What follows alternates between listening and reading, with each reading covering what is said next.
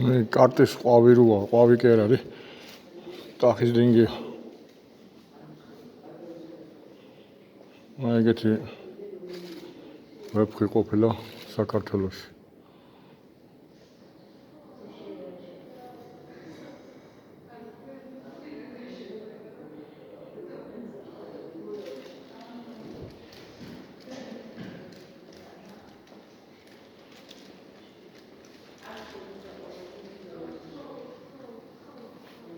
აი დათვი დიდი ყოფილა ტახის.